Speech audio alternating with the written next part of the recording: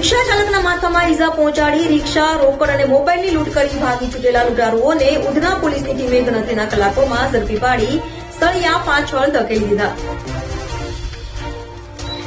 Udhna police પાસેથી મળતી માહિતી મુજબ ગત 13 માર્ચના રોજ ઉધના પોલીસ મથકની હદમાં ઉધના રેલવે સ્ટેશનથી રાત્રિના સમયે રિક્ષા ચાલક મુસાફરને લઈ ભટાર જઈ રહ્યો હતો।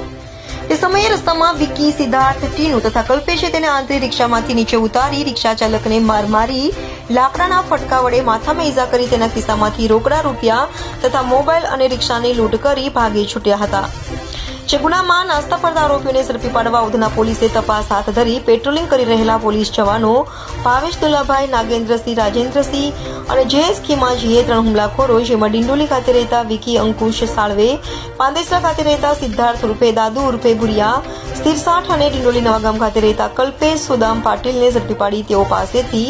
લૂંટમાં ગયેલ રોકડા રૂપિયા, મોબાઈલ અને રિક્ષા તથા આરોપીઓ જે રિક્ષામાં લૂંટ કરવા આવ્યા હતા તે રિક્ષા મળી 1,31,000 થી વધુનો મુદ્દામાલ પોલીસે કબજે કર્યો હતો।